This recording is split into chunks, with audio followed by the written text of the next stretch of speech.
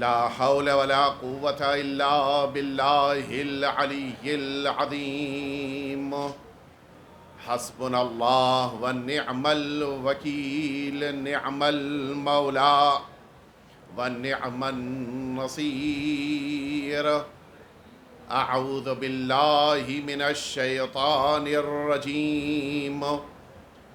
بسم الله الرحمن الرحيم. الحمد لله رب العالمين والعاقبة للمتقين، ثم الصلاة والسلام والتحية والإكرام على سيد الأنبياء والمرسلين، سیدنا و مولانا ابی القاسم محمد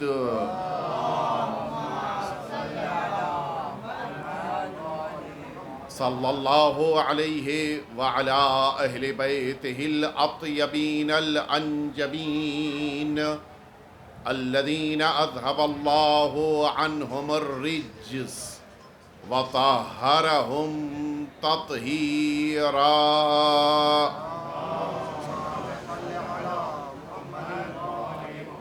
لا سیما الامام المبین بقیت اللہ فی الارضین، ارواحنا و ارواح العالمین لتراب مقدمہ الفداء، واللعنة الدائمة الباقیہ على أعدائهم أجمعين. أما بعد، فقد قال رسول الله صلى الله عليه وآله وسلم: حسين مني وأنا من الحسين. صلوات.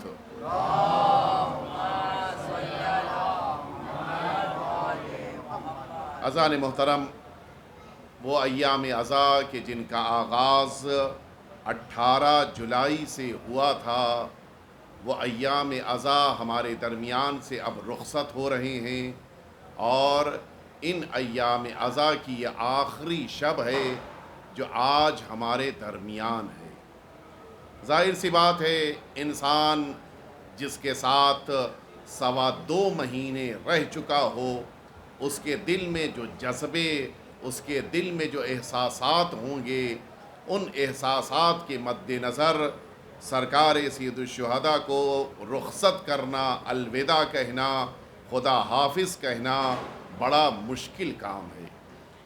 لیکن اس احساس کے ساتھ کہ آقا یقیناً ایام عزا آپ کے مکمل ہو رہے ہیں، لیکن آپ کا ذکر ہمارے درمیان باقی رہے گا.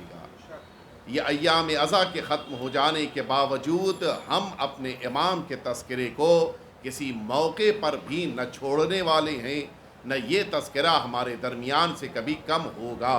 شاید یہی وجہ ہے کہ سال کی کوئی ایسی جمعرات نہیں ہے کہ جب آقا کے لیے ہم زیارت نہ پڑھتے ہوں، مصائب نہ ہوتے ہوں، ماتم نہ ہوتا ہو، گریہ نہ ہوتا ہو.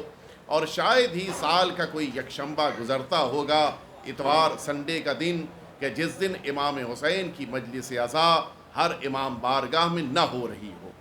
یہ جو سال بھر امام حسین کا تذکرہ ہو رہا ہوتا ہے، اس کی وجہ یہی ہے. ہم جانتے ہیں کہ اگر ہمیں خود کو دنیا کے مصائب و آلام سے بچانا ہے، نہ صرف یہ کہ دنیا کے مصائب و آلام سے بچانا ہے، بلکہ اپنے اندر وہ تقوی کہ جس کو پروردگار نے سب سے زیادہ اہم قرار دیا ہے، اگر اس تقوی کو ہمیں زندہ رکھنا ہے تو ہمیں امام حسین کی بارگاہ میں آنا ہوگا، امام حسین کی فرش عزا پر بیٹھنا ہوگا، امام حسین کو ہمیں یاد رکھنا ہوگا. امام کا فائدہ نہیں ہے، فائدہ ہمارا ہے. لہٰذا اس تذکرے کو ہم اپنے دلوں میں زندہ رکھتے ہیں. آپ واقف ہیں جو ہدایت کا سلسلہ اللہ رب العزت نے اس کائنات میں قائم کیا ہے، اس سلسلہ ہدایت میں پہلا ہادی اس روئے زمین پر نبی کی شکل میں آیا ہے. اللہ نے ان کے ذریعے سے ہادی کو پہلے بھیجا ہے، ہدایت لینے والوں کو بعد میں بھیجا ہے. یعنی کوئی زمانہ ایسا نہ ہو کہ جس زمانے میں ہدایت کے لینے والے تو ہوں لیکن ہدایت کرنے والا نہ ہو، یہ نہیں ہو سکتا۔ وہ سلسلہ جو نبوت کے ذریعے اللہ نے شروع کیا، آگے بڑھ کے اسی سلسلے میں ہادیان برحق کو پروردگار نے رسول بنا کر بھیجا، اور اب یہ رسالت بھی جب آگے بڑھ رہی ہے تو اب ان کے درمیان بھی پروردگار نے کچھ منتخب رسول بنائے، کہ جن رسولوں کو پروردگار نے صاحب شریعت بنایا، جن کو صاحب کتاب بنایا، ان رسولوں کے سلسلے کو پروردگار نے ہدایت کے یہاں تک اس زمین کے اوپر قائم رکھا کہ یہاں پر ہمارے آخری پیغمبر حضور ختمی مرتبہ حضرت محمد مصطفیٰ، آپ اس روئے زمین پر آخری رسول کے طور پہ تشریف لائے ہیں۔ لیکن اب سوال یہ ہے کہ کیا رسالت مآب کے بعد اس روئے زمین پہ ہدایت کا سلسلہ رک جائے گا، ٹھہر جائے گا؟ اس لیے کہ اب رسول سے بہتر رسول تو نہیں آنے والے، رسول سے بہتر صاحب شریعت کوئی نہیں آنے والا، تو کیا یہ سلسلہ ہدایت پروردگار کی طرف سے ٹھہر جائے گا؟ تو پھر وہ قانون کہ جس قانون کے تحت پروردگار نے جناب آدم کو پہلے بھیجا، ہدایت لینے والوں کو بعد میں بھیجا ہے، پھر وہ قانون ٹوٹ جائے گا۔ اس کے معنی ہے کہ بعد پیغمبر بھی ہدایت کا سلسلہ جاری رہے گا، اور نہ صرف یہ کہ جاری رہے گا بلکہ کچھ اس انداز میں جاری رہے گا کہ قیامت تک روئے زمین پر جب تک ہدایت کے لینے والے ہیں، ہدایت کرنے والا اللہ کی طرف سے ضرور ہوگا۔ اور یہ جو سلسلہ پروردگار عالم نے بعد پیغمبر قائم کیا ہے، یہ وہ سلسلہ ہے کہ جس کی اپنی ایک عظیم اہمیت ہے۔ کیوں اہمیت ہے؟ دیکھیں، جب بھی کسی وجود کو کسی موقع پر اپنے اندر نئی زندگی لینی ہو تو بہت سی چیزوں کی ضرورت ہوتی ہے۔ نئی زندگی کی ضرورت نہیں ہے، اسی پرانی زندگی کو دوبارہ نشأت دینا ہے، اسی پرانی زندگی کو دوبارہ سر و سبز و شاداب کرنا ہے۔ مثال کے طور پہ اگر کوئی ایک انسان ہے، یہ انسان اگر کسی ڈاکٹر کے پاس گیا اور یہ بات پتہ چلی کہ اب اس انسان کے بدن میں خون کی کمی ہو گئی ہے اور اس خون کی کمی کو دور کرنا ہے، ظاہر ہے کہ ہر انسان کے کچھ نہ کچھ چاہنے والے ہوتے ہیں۔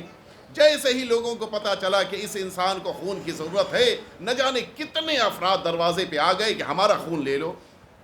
چاہیے مختصر سا خون ہے، لیکن اتنے لوگوں کے کھڑے ہونے کے باوجود کبھی کبھی ایسا مسئلہ آ جائے گا کہ کسی ایک کا خون بھی اس کو نہیں دیا جا سکتا۔ کیوں؟ وجہ یہ ہے کہ صرف خون کی ضرورت نہیں ہے، بلکہ ایک شرط کے ساتھ خون کی ضرورت ہے۔ وہ شرط یہ ہے کہ جس کو خون کی ضرورت ہے اس کا جو بلڈ گروپ ہے وہ میچ کر رہا ہو اس انسان سے کہ جو خون دینا چاہ رہا ہے۔ ہو سکتا ہے کہ جس کا خون میچ نہیں کر رہا ہے، بلڈ گروپ میچ نہیں کر رہا ہے، اگر وہ خون دے دے تو کیا ہو جائے گا؟ بلکہ وہ جتنی ضرورت ہے اس سے 2 برابر خون دے دے، 3 برابر خون دے دے، پھر بھی اس بیمار کو شفا مل جائے گی، صحت مل جائے گی؟ نہیں، نہ صرف یہ کہ اس کے بدن میں خون نہیں بڑھے گا، نہ صرف یہ کہ اس کے بدن میں صحت نہیں آئے گی، بلکہ یہ دیا گیا خون عین ممکن ہے کہ اس کی زندگی کے خاتمے کا سبب بن جائے۔ کیوں؟ اس لیے کہ بلڈ گروپ نہیں مل رہا ہے۔ اگر یہی شرط ہے تو پھر جب رسالت مآب کے بعد اسی اسلام کو دوبارہ بیماری اور کمزوری کے سبب خون کی ضرورت پڑے گی، کون خون دے گا؟ میں انکار نہیں کرتا، بہت سے ایسے نکل آئیں گے کہ جو اپنی جانوں کو اسلام پہ نچھاور کرنے کے لیے آگے بڑھیں گے، لیکن کیا ان کا خون اتنا معتبر ہے کہ وہ اگر اسلام کی رگوں میں دوڑنے لگے تو اسلام کو دوبارہ زندگی مل جائے؟ کیا ان کا خون اتنا زیادہ احترام کے قابل ہے کہ اگر ان کا خون اسلام کی رگوں میں آ جائے تو پھر اسلام دوبارہ قیامت تک کھڑا ہو سکتا ہے؟ اس دنیا میں کوئی ایسا نہیں ہے۔ کیوں؟ اس لیے کہ اسلام کو جس خون کی ضرورت ہے وہ تمام لوگوں کے خون کی ضرورت نہیں ہے، اسی خون کی ضرورت ہے کہ جس سے بلڈ گروپ مل رہا ہو۔ کون ہے کہ جو رسالت مآب کے خون سے اپنے خون کو اس طرح سے ملا دے کہ جو رسالت مآب کے خون کا رنگ ہے وہی ان کے خون کا رنگ بھی ہو، جو رسالت مآب کا انداز ہے وہی ان کا انداز بھی ہو؟ دنیا میں بہت سے مسلح آئے، دنیا میں بہت سے خدمت گزار آئے، دنیا میں بہت سے اچھے افراد بھی میں مانے لیتا ہوں آئے، لیکن کیا کسی کا خون پیغمبر کے جیسا ہے؟ کیا کوئی ایسا ہے کہ جو اسلام کی رگوں میں اپنے خون کو دینے کے بعد یہ دعویٰ کر سکے کہ اب اسلام اپنی جگہ پہ کھڑا ہو سکتا ہے؟ 50 سال کے اندر دیکھیے جب وقت گزرتا جاتا ہے تو ماننے والوں کی تعداد بڑھتی جاتی ہے. رسالت مآب سن 11 ہجری میں دنیا سے گئے ہیں, سن 61 ہجری میں 50 سال کا وقفہ ہوا ہے, مسلمانوں کی تعداد بڑھ چکی ہے. لیکن اس کے باوجود اب جب اسلام کی ضرورت ہے, اسلام کو خون کی ضرورت ہے, اسلام کی رگوں میں دوڑنے والا خون کم ہوتا جا رہا ہے, کون ہے جو اپنے خون کے ذریعے سے سچائی کر سکے؟ اب پھر وہی سلسلہ ہدایت ضروری ہے, پھر وہی سلسلہ امامت ضروری ہے کہ جو اس اسلام کو نئی زندگی دے سکے, اسلام کو نئی حیات مل سکے. لہٰذا ساری دنیا اگر آ کے کھڑی بھی ہو جائے پھر بھی اسلام کو ضرورت ہے, تو اس خون کی ضرورت ہے کہ جو رسالت مآب کے جیسا ہو. سن 61 ہجری میں اسی لیے امام حسین نے فرمایا تھا کہ اگر تلواروں تم یہ سوچ رہی ہو کہ میرے خون کے ذریعے سے اسلام زندہ رہ سکتا ہے, آؤ خودی مجھ کو لو, قتل کرو, اس لیے کہ میرے خون کے ذریعے سے اسلام کو نئی زندگی مل سکتی ہے. ایک دفعہ مل جل کے صلوات بھیج دیں آپ حضرات. اور وہ بھی اب ایک اسلام کو ایسا خون امام حسین نے دیا ہے. اچھا صرف امام حسین کے خون کی بات نہیں ہے, یہ جو سلسلہ ہدایت ہے, ہم دنیا میں سب کے بارے میں ہو سکتا ہے کہ ہم کچھ نہ کہیں, خاموش رہیں, لیکن یہ حقیقت ہے کہ جب بھی اسلام پہ وقت پڑا ہے مدد انہی نے کی ہے کہ جو رسالت مآب کے خاندان کے امامت کے منصب پر فائز ہیں.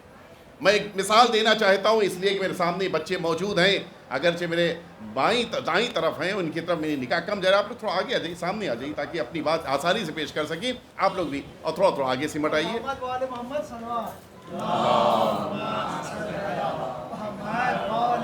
اگر پتا ہوتا کہ آپ کی صلوات میں اتنا وزن ہے تو میں آپ کے آنے کا انتظار کرتا. دیکھیے حکومت لے لینا اور ہے, ہو سکتا ہے کہ اقتدار ہاتھ میں آ جائے, فوج ہاتھ میں آ جائے, پورا پاور ہاتھ میں آ جائے, لیکن اسلام کی ضرورتوں کو پورا کرنا کسی اور کے بس کی بات نہیں ہے. یہی اسحاق کندی کہ جس نے قرآن مجید میں تناقضات کو تلاش کرنا شروع کیا. تناقضات جانتے ہیں, یعنی وہ ڈفرینسز کہ جو اسٹارٹنگ اور اینڈنگ کے درمیان ہو. بہت سارے قرآن مجید میں ایسے مواقع ہوتے ہیں کہ جہاں پر انسان اپنی عقل سے جب سوچنے لگتا ہے تو سوچتا ہے کہ نہیں, قرآن نے وہاں کچھ کہا, یہاں کچھ اور کہہ دیا ہے.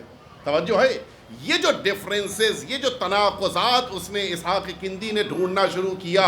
اس اسحاق کندی کے قرآن کے خلاف کتاب لکھنے میں ساری حکومتوں کے پاس پاور موجود تھا, طاقت موجود ہے, فورس موجود ہے, بیت المال موجود ہے, سب کچھ موجود ہے. لیکن اسحاق کندی کے قرآن کے مقابل لکھی جانے والی کتاب کا جواب اگر کسی نے دیا ہے تو وارث پیغمبر امام عسکری علیہ السلام نے دیا ہے. پورا واقعہ آپ کی نگاہوں میں کس طرح سے امام نے اسحاق کندی کو خاموش کر دیا اپنے جواب کے ذریعے سے. ایک اور واقعہ میں عرض کروں کہ جس موقع کے اوپر یہی پوری امت مسلمہ ہے کہ جن کے درمیان ایک عجیب خلفشار ہے. کیا ہوا؟ ایک عیسائی آتا ہے, آسمان کی طرف ہاتھ اٹھا کے دعا کر دیتا ہے, اور وہی آسمان کے جہاں دور دور بارش کے قطرات کا تصور نہیں ہے, جہاں بادل سوچے نہیں جا سکتے, وہاں پہ بارش ہونے لگتی ہے. اب نتیجہ کیا ہے؟ یہی مسلمان کہ جو آج صبح و شام 5 رکعت 5 وقت کی نماز پڑھنے کے بعد اپنے کو پکا مسلمان سمجھ رہے تھے, یہ اسلام کی آغوش سے نکل کے عیسائیت کی طرف جا رہے تھے. کس نے مدد کی ہے؟ اس نے جس کے پاس پاور تھا, جس کے پاس حکومت تھی, جس کے پاس فوج تھی, جس کے پاس بیت المال تھا. نہیں, اس نے کہا جاؤ زندان میں ایک اولاد پیغمبر موجود ہیں کہ جن کو میں نے گرفتار کر رکھا ہے, ان کو لے کے آؤ, ان کے جد کے دین پر وقت پڑا ہے. میں یہ کام نہیں کر سکتا, اگر کر سکتے تو امام عسکری علیہ السلام مدد کر سکتے ہیں.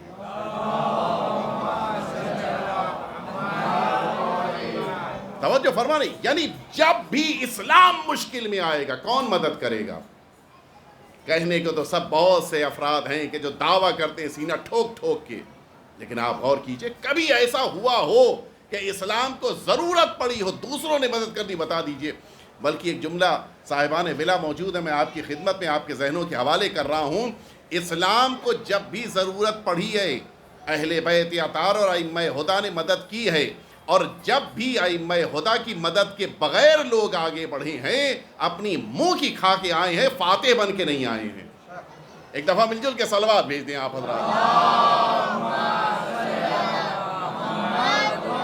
اس کے معنی ہے کہ جہاں بھی اسلام میں اہل بیت اطہار کو ہٹا دیا جائے وہ پھر اسلام نہیں رہ جائے گا، پھر وہ دین نہیں رہ جائے گا۔ معمولی بات نہیں ہے۔ آپ غور کیجئے، اس وقت عالم اسلام میں کوئی ایسی شخصیت بتا دیجئے آپ کہ جس کی بارگاہ میں دنیا کے سارے مذہب کے ماننے والے آ جائیں، آپ دکھا دیجئے کوئی ایک ذات۔ لیکن ابھی یہی 40 کے موقع پہ آپ نے دیکھا نہیں، دیکھا پوری دنیا سے۔ اور صرف اگر یہ کہہ دیا جائے کہ وہاں پہ شیعہ وہاں پہ پہنچے تھے، ایسا نہیں ہے۔ نہ جانے کتنے ایسے افراد تھے کہ جن کا تعلق ہندو مذہب سے ہے، نہ جانے کتنے ایسے افراد تھے کہ جن کا تعلق برادران اہل سنت سے ہے، نہ جانے کتنے ایسے افراد تھے کہ جن کا تعلق عیسائی مذہب سے ہے۔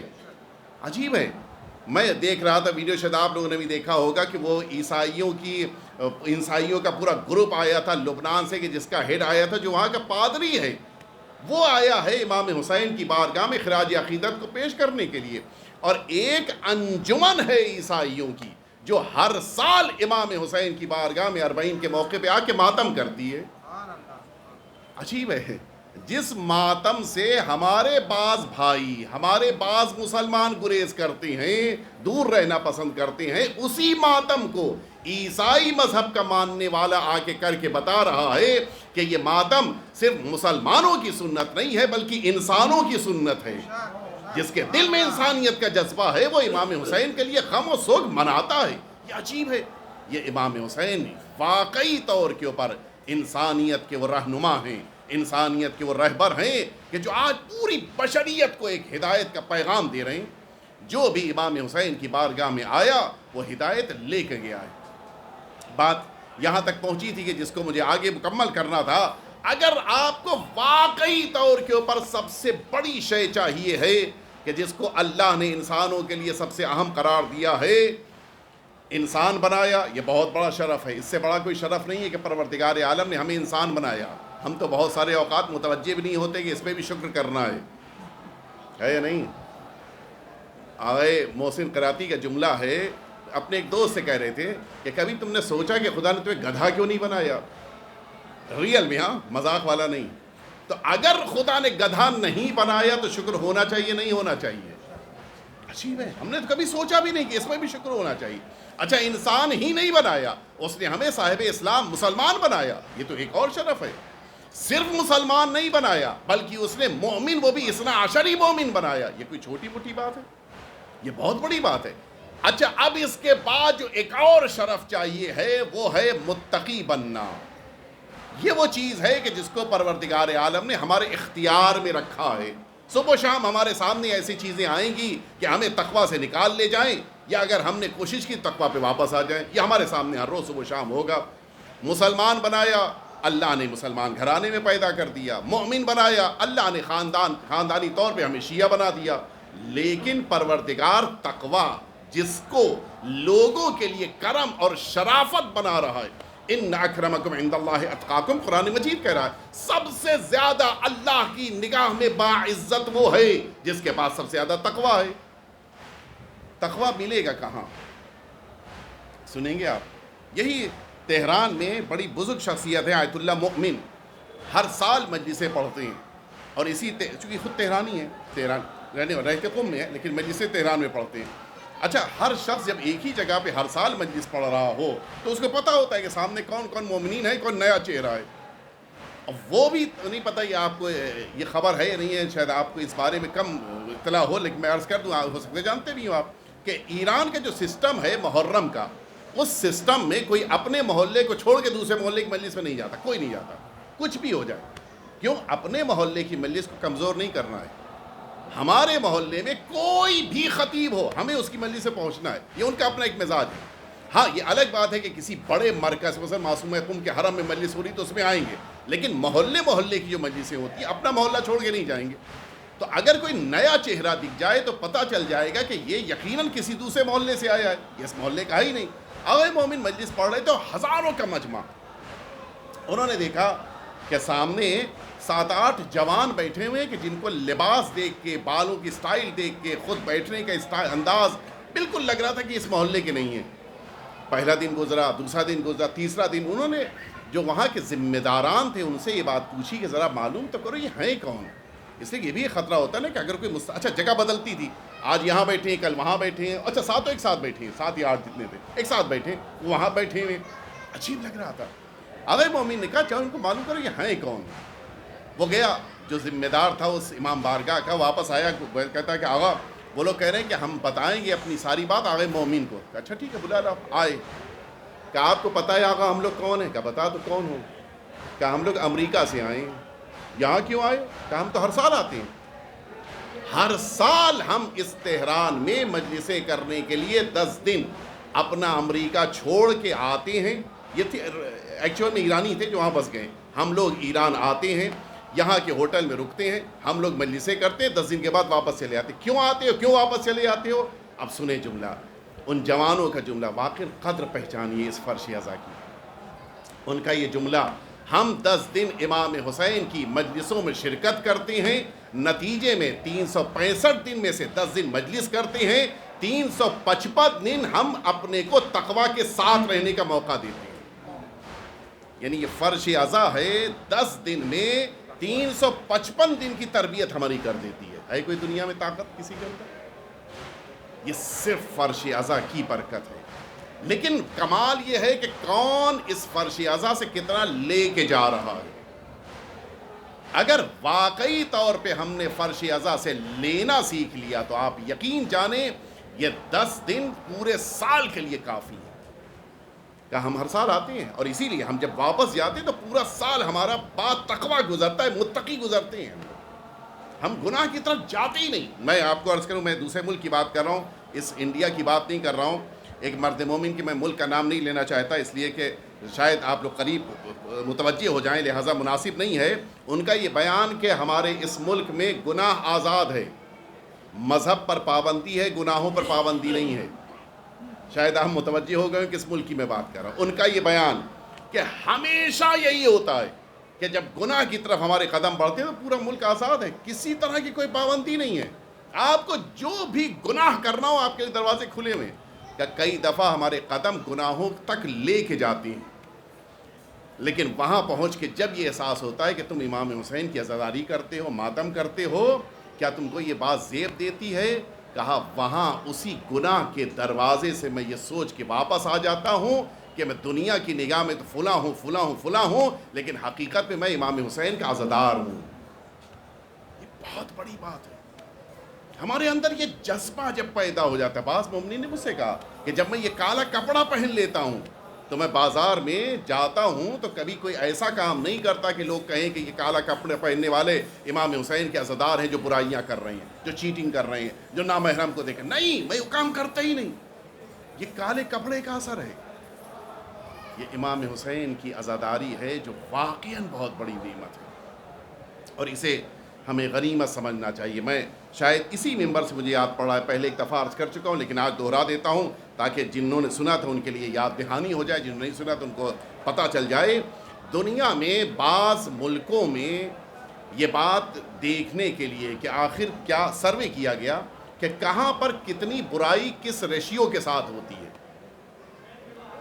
ایک ملک میں نام نہیں لینا چاہتا، وہ شیعہ ملک ہے، ایک ملک میں پتہ یہ چلا کہ اس ملک میں عالم یہ ہے کہ سال میں ایف آئی آر، اچھا پتہ کیسے کیا جاتا ہے؟ سب سے آسان طریقہ، محلے کے تو آپ چلے آئیے پولیس اسٹیشن میں، پتہ چل جائے گا ایف آئی آر کتنی ہوئی ہے۔ کا سب سے زیادہ جس محلے میں ایف آئی آر ہوئی تھی اس محلے میں ہم نے سال بھر کا ریکارڈ نکالا، پتہ یہ چلا کہ 2 مہینے میں ایف آئی آر ہے ہی نہیں، مشکل سے 1-2 نکلی ہے ایف آئی آر، لیکن بقیہ مہینوں میں خوب ایف آئی آر ہے۔ ہم واپس آ گئے، تحقیق ہے، چھپی ہے، رپورٹ میں ہے باقاعدہ۔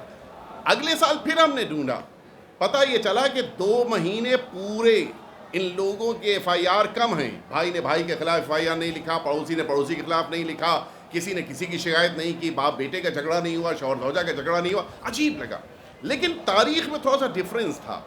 مثلاً اگر پچھلے سال جو ہوا تھا 2 مہینے، تو اس سال 10 دن گھٹ گئے۔ اب تو اور تعجب ہوا کہ یہ کیا بات ہے، کوئی خاص وجہ ضرور ہے. آپ کو تعجب ہوگا یہ 2 مہینے کون سے تھے پتہ ہے؟ یہی محرم اور سفر کا مہینہ تھا.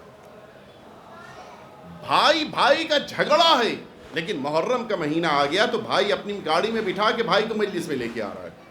باپ بیٹے سے بات نہیں کرتا، لیکن محرم کا مہینہ آ گیا تو یہی بیٹا اپنے باپ کو ساتھ میں لے کے مجلس میں آ رہا ہے. بھائی بھائی سے بات نہیں کرتا تھا، نماز میں اگر بغل میں بیٹھ گیا تو اس نے صف بدل دیا، لیکن ماتم کرتے وقت بغل میں کھڑا ہے، ماتم کر رہے ہیں، کوئی فرق نہیں ہے. کیوں؟ یہ امام حسین کی محبت ہے کہ جو انسانوں کے اختلافات کو کم کر دیتی ہے. اور میں نے اس وقت جملہ کہا تھا، آج پھر دوہرا رہا ہوں کہ اگر 2 مہینے امام حسین کی محبت دلوں میں رہے تو جھگڑے مٹ جاتے ہیں. اگر 2 مہینے کے بجائے ہم امام حسین کو 12 مہینے اپنا بنا لیں تو پورے معاشرے سے برائیاں مٹ جائیں گی. ضرورت اس بات کی ہے کہ امام حسین کو اپنے درمیان لے کے آئیے. اور اسی لیے جہاں پر خلوص ہوتا ہے، جہاں پر امام حسین سے محبت ہوتی ہے، وہاں پر جھگڑے نہیں ہوتے. اور اگر جھگڑے ہو رہے ہیں تو پھر یہ نہ کہیے کہ امام حسین سے محبت ہے، نہیں، پھر محبت نہیں ہے.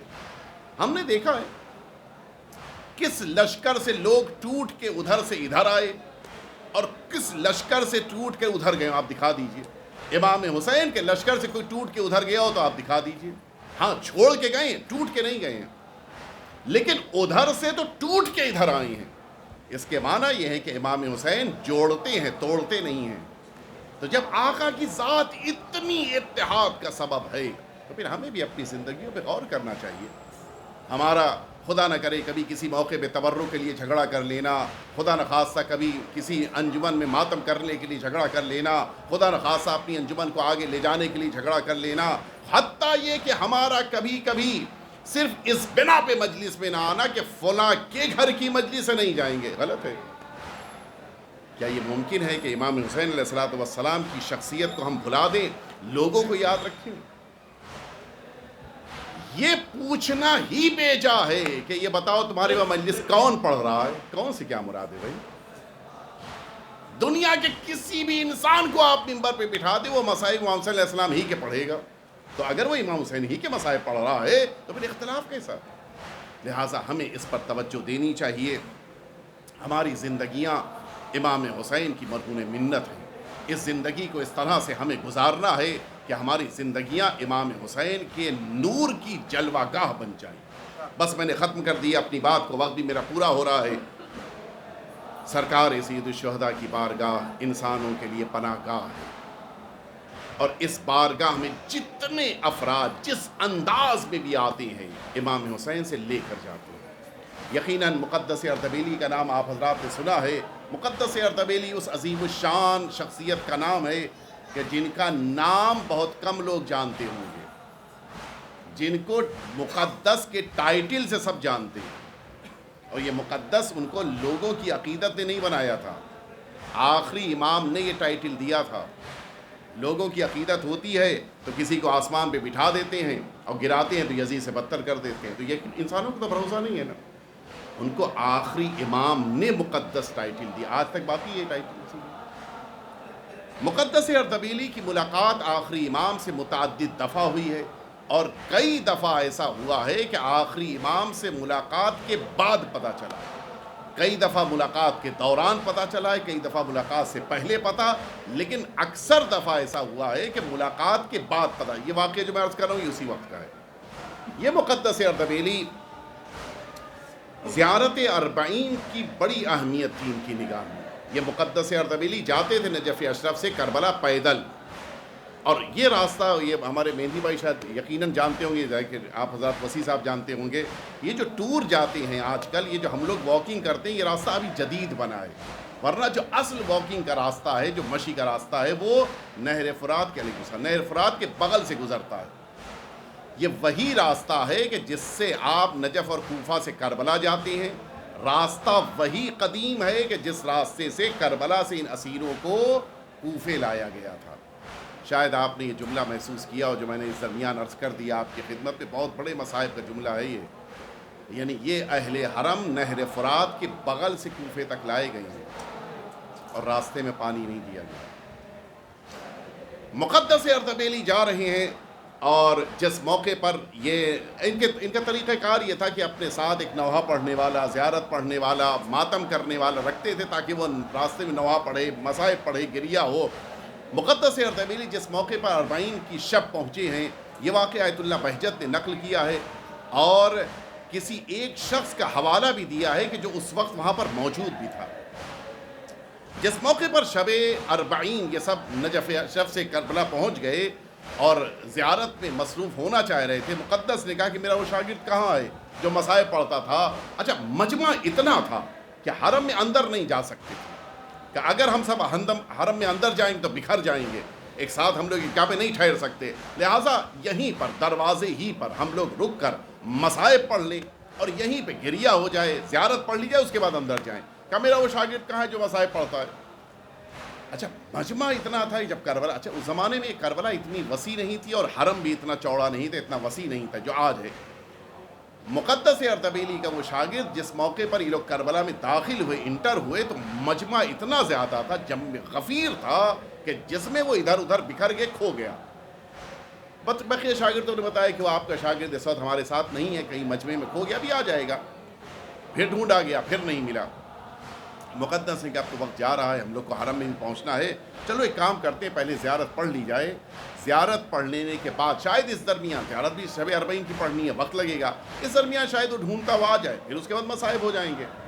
مقدس اردبیلی نے اب جو زیارت پڑھنی چاہیے، ظاہر ہے کہ کافی عرب وہاں پہ جمع ہو چکے تھے، شاگرد بھی موجود ہیں، بقیہ عراقی بھی موجود ہیں، عرب بھی سب موجود ہیں۔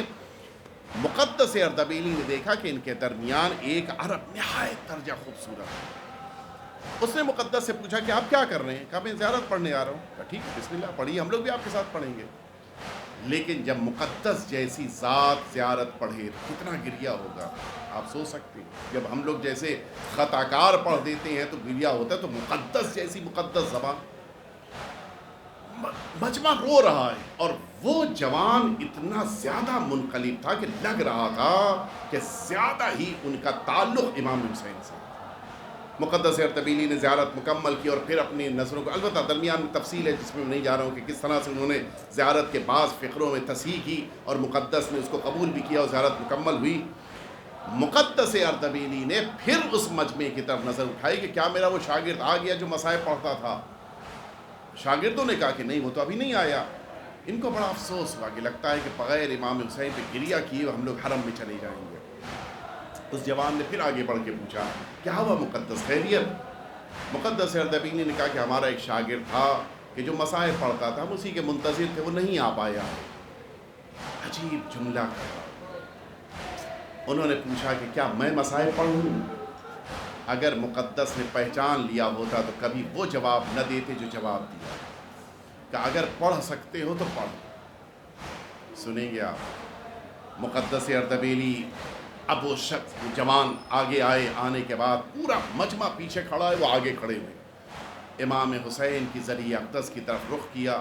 شاید آپ نے میری مجلسوں میں اور بھی جگہوں پہ سنا ہوگا کہ آخری امام نے جہاں بھی مصائب پڑھے مختصر پڑھے ہیں، 2 ہی 1 جملے پڑھے ہیں اور اس پہ کافی گریہ ہوا ہے۔ امام نے اس موقع پر حرم کی طرف امام حسین کے رخ کیا اور ایک آہ سرد کھینچی، آنکھوں سے اشک جاری ہے، فرماتے ہیں اے میرے جد مظلوم، آج تک نہ میں، نہ یہ مقدس، نہ یہ مجمع آج تک نہیں بھول پایا کہ اے میرے جد مظلوم، جس موقع پہ آپ نے حرم کے دروازے، خیمے کے دروازے پہ کھڑے ہو کے جملہ کہا تھا، از اے میری زینب، اے ام کلثوم، اے سکینہ، تم سب کو حسین کا آخری سلام، اے میرے جد مظلوم، میں آج تک اس کو نہیں بھلا پایا ہوں۔ اور بار بار یہی جملہ آپ پڑھتے جا رہے تھے اور گریہ کر رہے تھے، نگاہوں سے آپ اوجھل ہو گئے۔ تب پتا چلا کہ یہ فرزند حسین ہے جو اپنے جد کا ماتم کرنے کے لیے آیا ہے، لیکن ایک جملہ کہنے کو دل چاہتا ہے کہ آقا، اتنا عرصہ گزرنے کے بعد بھی آپ اپنی پھوپھی کی اس مصیبت کو نہ بھول سکے، لیکن ذرا انصاف سے بتائیے خود زینب کا کیا حال ہوا ہوگا، خود ام کلثوم کا کیا حال حال ہوا ہوگا، وہ 4 سالہ بچی کا کیا حال ہوا ہوگا کہ جب بابا کو اس طرح سے کہتے ہوئے سنا ہوگا۔ ہاں عزاداروں، یہ مصیبت آپ نے سن لی، لیکن آپ سنیں یہی زینب ہے کہ جنہوں نے کل کربلا میں حسین کو خدا حافظ کہا تھا، یہی زینب ہے کہ جو پھر دوبارہ کربلا میں آئی ہیں اور اب پھر اپنے بھائی کی قبر سے جدا ہو رہی ہیں۔ اے بھیا زینب جا رہی ہے، اے بھیا زینب جا رہی ہے، کیا خدا حافظ نہ کہو گے؟ کیا زینب کو الوداع نہ کہو گے؟ اے بھیا زینب تو واپس جا رہی ہے، اب پورے مدینے کو زینب کیا جواب دے گی؟ ہاں عزاداروں، یہ قافلہ اب دوبارہ مدینہ طیبہ کی طرف واپس آ رہا ہے، لیکن عجیب انداز ہے۔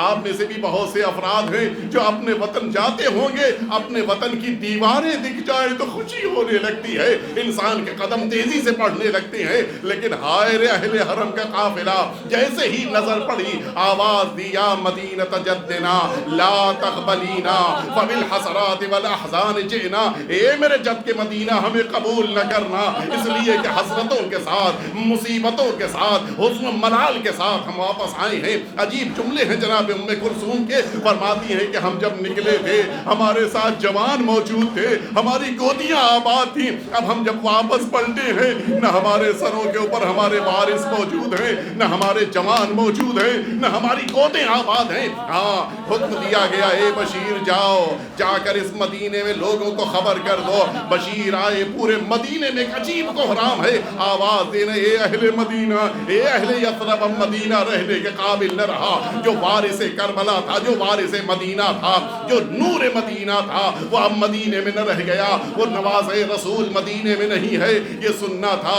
سارے مدینے کے گھر کھلنا شروع ہوئے، لوگ گھروں سے جوک در جوک نکل رہے ہیں، آئے مدینے کی سرحد پہ آئے۔ عزاداروں، آپ نے بھی دیکھا ہوگا جب کوئی کسی سے ملنے کے لیے آتا ہے اپنے دونوں ہاتھ کھول دیتا ہے، آؤ میرے سینے سے لگ جاؤ۔ سنو عزاداروں، اب جو جناب محمد حنفیہ پہنچے، چاہتے ہیں کہ اپنے بھتیجے کو سینے سے لگائیں، بھتیجے نے آواز دیا، اے چچا ذرا آہستہ، میرے گلے میں طوق کے نشان موجود ہیں، میری کمر میں لنگر کے نشان موجود ہیں، اے چچا میرا پورا بدن زخمی ہے۔ ہاں عزاداروں، بس آخری جملہ، جناب زینب اولیاء مقام ہے جو اب مدینے میں داخل ہو رہی ہیں۔ ایک عرصے کے بعد زینب واپس آئی ہے، لٹ کے زینب واپس آئی ہے، اسیر ہو کے زینب واپس آئی ہے۔ عجیب عالم ہے۔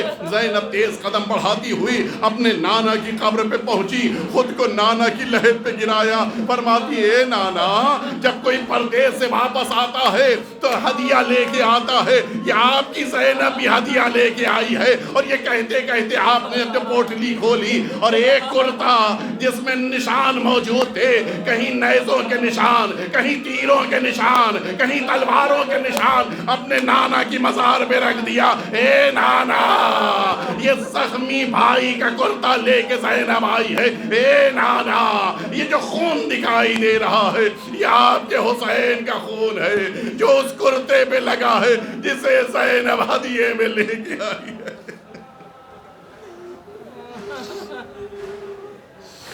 الا لعنت اللہ علی القوم الظالمین وسيعلم الذین ظلموا أي منقلب ينقلبون إلهي بحق الزهراء وأبيها وبعلها وبنيها والسر المستودع فيها أن تصلي على محمد وآل محمد۔ پروردگار ہم سبھی کے آقا اور مولا کے ظہور میں تعجیل فرما۔ پروردگار آج ہمارے آقا اور مولا کی شب یتیمی ہے، پروردگار ہمارے امام کی خدمت پہ تعزیت و تسلیت پیش فرما۔ پروردگار ہم سبھی کو آخری امام کے خدمت گزاروں میں شمار فرما۔ پروردگار ہماری یہ 2.25 مہینے کی عزاداری کو ہم سے قبول فرما، اس عزاداری کو ہماری زندگی کی آخری عزاداری قرار نہ فرما، اور اگر یہ ہماری آخری عزاداری ہو تو پروردگار شب اول قبر سرکار سید الشہداء کی شفاعت نصیب فرما۔ پروردگار جو مؤمنین اور مؤمنات بیمار ہیں ان سبھی کو شفاء کامل و عاجل عطا فرما۔ پروردگار جو مؤمنین اور مؤمنات اس درمیان ہمارے درمیان سے اٹھ گئے، پروردگار ان سبھی کے درجات کو بلند سے بلند تر فرما۔ ربنا تقبل منا انک انت السمیع العلیم۔ ماتم حسین۔